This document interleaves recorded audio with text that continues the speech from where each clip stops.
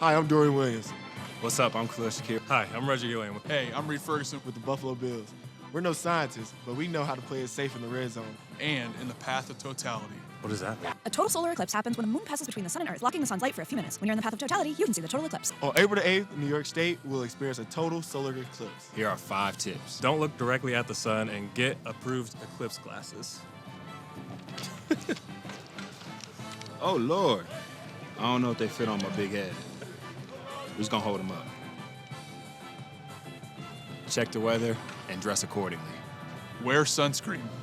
Look for traffic alerts and road closures. Be safe and view in approved public areas. To learn more, go to iloveny.com/eclipse. I love New York. I love New York. I love New York. I love New York.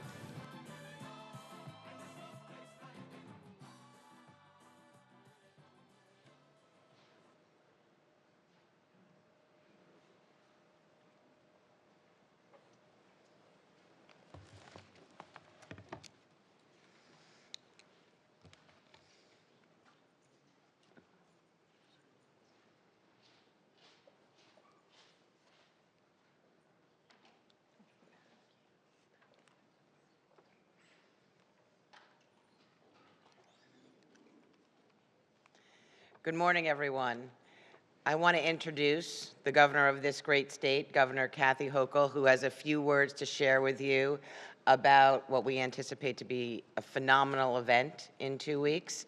She is, of course, trapped in the Capitol working on the budget for everyone, but with that, I'm going to turn it over to the governor.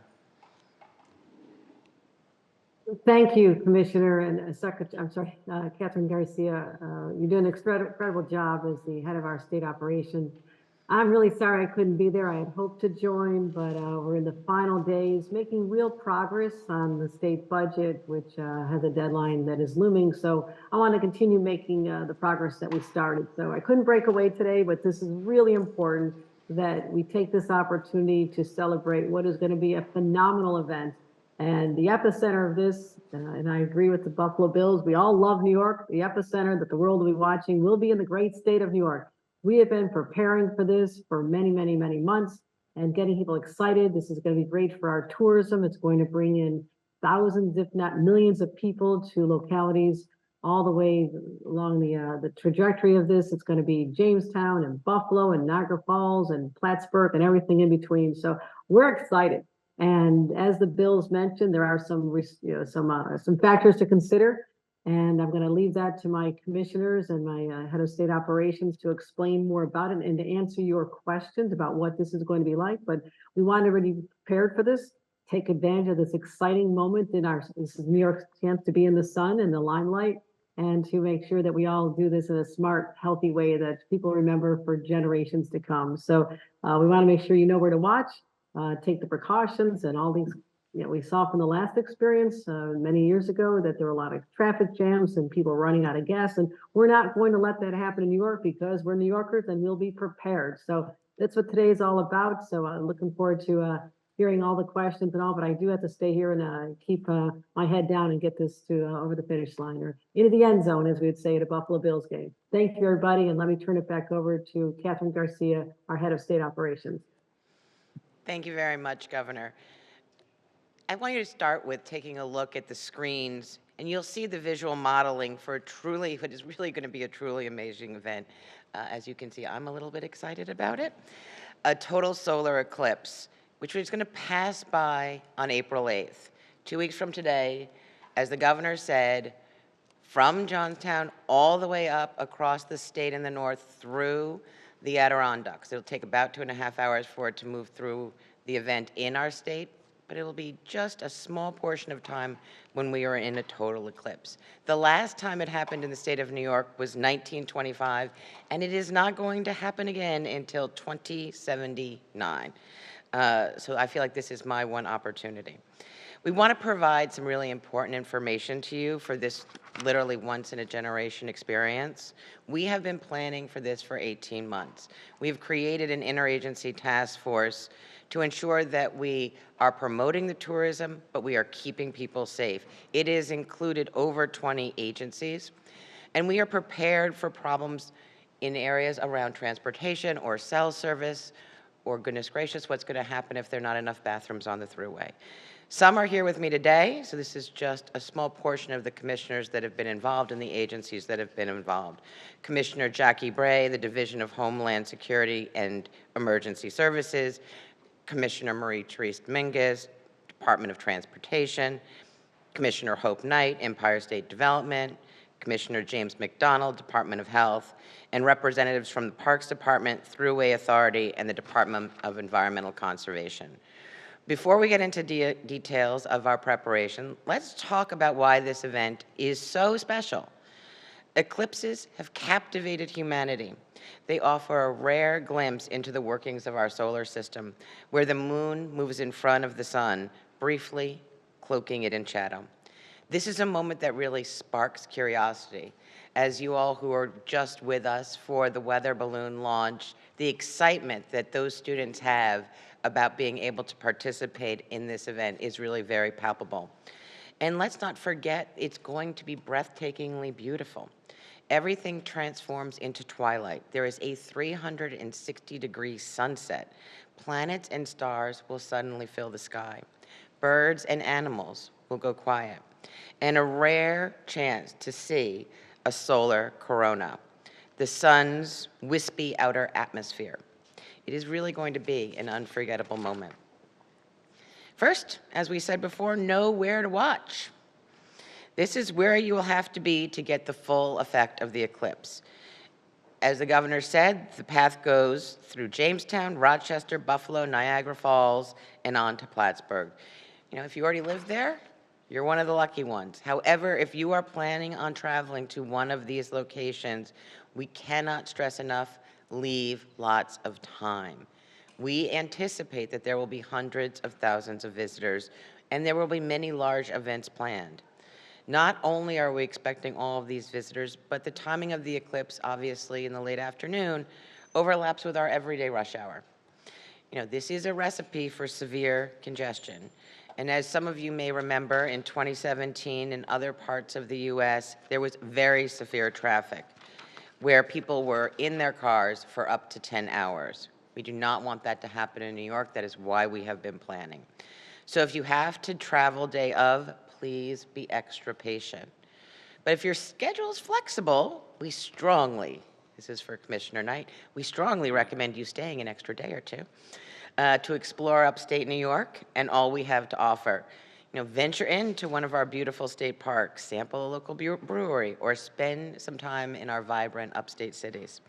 Speaking of New York State parks, we have a lot of state parks in the path of totality.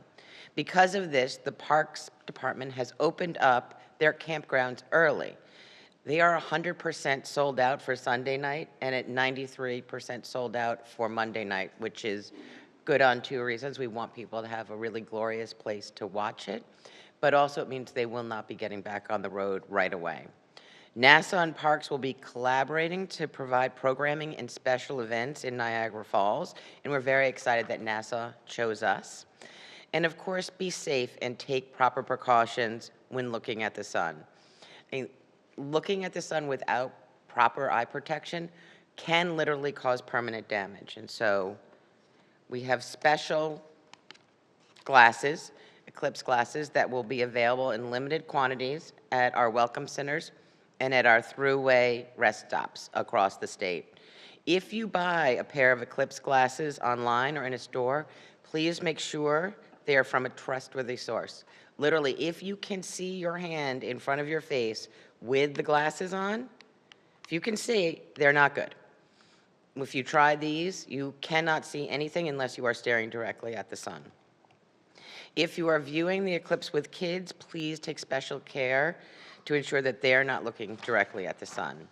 And while we're talking about eyes, during the eclipse, as the sunlight dims, our eyes go through a fascinating shift called Purkinje. And what it means is that we're more sensitive to colors. Reds may appear to fade, while greens and blues will come alive. Pay attention to how colors around you change, a great science experiment. And ask people in your group to wear red and green so that you can have the full effect. And finally, I want to plug our wonderful website created by our friends at I Love New York, ilovenewyork.com/eclipse. It's a one-stop shop for everything. You have a full calendar of events, the exact times that the event will be crossing in any given city, lots of safety tips, free Eclipse glasses, and research for educators, families, and kids. But my favorite is the Spotify Eclipse playlist. Here Comes the Sun, Total Eclipse of the Heart. It goes deep. There's some deep tracks in there. Everything from Frank Sinatra to Jay-Z. That was the fun stuff. And now for the logistics. We know that this will stress our infrastructure. We know that traffic will be heavy. We are coordinating like we would coordinate for any weather event or mass gathering event. From a public safety perspective, we are treating this as a statewide event and studying other states' plans on how they handled 2017. Traffic management is key. Prepared, patient, protected. We're going to just keep saying prepared, patient, protected. I want to also stress, particularly in areas where you are on 2-lane roads, do not pull over to the shoulder. If you are on any of these roads, do not pull over to the shoulder during the eclipse. Please be in a safe, settled place before that. Of course, one wild card is the weather, as always. I don't think I need to tell anyone here who enjoyed some 60-degree weather last week and some snow and freezing rain this week, that in upstate New York, April 8th could be 85 degrees and sunny, or it could be 30 degrees and snowy. And what it will be like in Niagara Falls may be completely different than what it will be in Lake Placid. And we really are not going to know for a few more days what the forecast is. With that, I am going to hand it over to Commissioner Jackie Bray at our Department of Homeland Security and Emergency Services. Jackie? Thank you, Catherine. I appreciate it. Good morning. I want to give a little bit more detail about the public safety preparations, but before I do, I just want to note that behind us is something called the Science on a Sphere, and it's showing you the path of totality of this year's eclipse and the path of totality of the 2017 eclipse. The state will be opening 3 operation centers. We'll be opening the Albany Emergency Operations Center that's just across the street.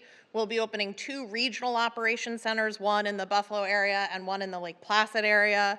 Those will be staffed for the entirety of the event and until we have cleared all of the roads and made sure that everyone is home safely. In addition, we expect most of the counties within the path of totality to open their emergency operations centers, and we'll be staffing those as well, along with our partners in other agencies. As both the governor and Catherine said, we've been planning for months. We are surging staff to DOT, Thruway, and state police. And in addition to surging people for road management, traffic management, and public safety, we're also surging and deploying assets, so heavy tow trucks, things that we call help trucks from DOT that will have, a little bit of extra gas supply on hand, be able to help move people to safer places, variable messaging signs that will have information. I want to stress the use of 511 that day. 511 NY is a great resource for real-time traffic information. So if you are trying to leave or to get somewhere, we want you to use that as a resource and maybe pick alternative routes too, right? We're all going to want to be using as many paths in and out as we possibly can. The Thruway service operator, Apple Green, has prepared and they're fully stocked to accommodate the anticipated crowds. And all of the fueling locations along the Thruway and that are state controlled will be topped off prior to April 8th. We have also encouraged all private gas stations to top off their supplies prior to April 8th. I also want to offer some explicit safety tips for New Yorkers, anyone visiting us, anyone coming here. Number one, come early, stay late. As Catherine said, it's a beautiful time to be in upstate New York, but really do not assume that you're going to leave 2 hours before the eclipse and get home 2 hours after the eclipse. Plan to come early and stay late. Number 2, pack your patience. We absolutely expect significant gridlock. You will be in traffic for several hours. It is still an absolutely worthwhile thing to do, but we want to make sure that you stay patient. In addition, number 3, pack other things. So top off your fuel. If you've got an electrical vehicle, make sure you have a full charge. Keep water, snacks, a blanket in your car for you. Number 4, only park in designated areas. We have to be able to get emergency vehicles through, particularly in the North Country, those 2-lane roads. We need to make sure that you're not parked on the shoulder, and that if you have a problem, you get as far off of the road as humanly possible. Number 5, cell phone coverage may be a challenge that day. While we are surging resources in terms of additional coverage, and while we are basically expanding the bandwidth that 911 could use, it is possible that cell phones get a bit overloaded. If that happens, remember that 911 will continue to work. 911 works even when our cell phone grid is overloaded, but only use 911 for true emergencies. Being stuck in traffic, if you are okay, is not a true emergency. And then finally, if you are going to the Adirondacks, please stay in designated viewing areas. Try to avoid the backcountry that day. It's not that we don't want you to appreciate the beauty of the Adirondacks, but we do expect that our Department of Environmental Conservation, our state police teams will be out in force, potentially having to do additional search and rescues, and we want to limit that as much as possible, so we're asking you to try to avoid the Adirondacks. Not the Adirondacks, we're trying to ask you to avoid the backcountry. Finally, wear your glasses. That's an important part of public safety. And if you don't have to drive to work that day, if you can cancel appointments that day, if you are in the path of totality, it's the wrong day to try to get to downtown Rochester for a doctor's appointment, right? And so the state is allowing folks who can to telework. Those are good, smart decisions to make.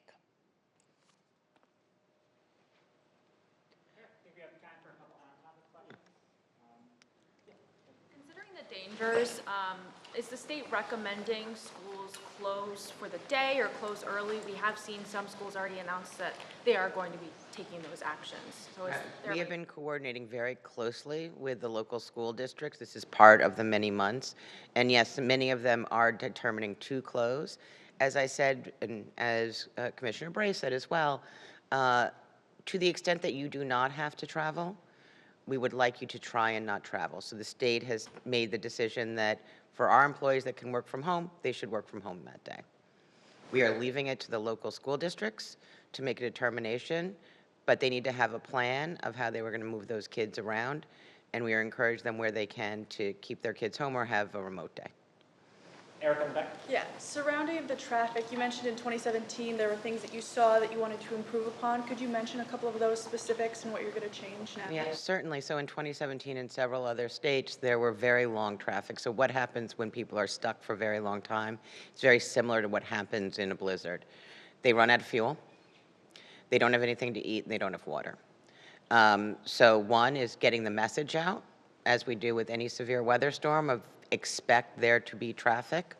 The second is the fueling question, which is why we have ensured that there is fuel along the route, as well as we're encouraging people to make sure that they are fueled up or charged. But we are also making sure that we have, if we need to do any sort of rescue, that we have food and water available for people if they are stranded. So that's why, please, make sure when you are traveling, I'm going to say it again, do not pull over to the side of the road unless you are actually having an emergency or cause delays of emergency vehicles. Any other on topics? All right, thank you. All right, have fun, folks.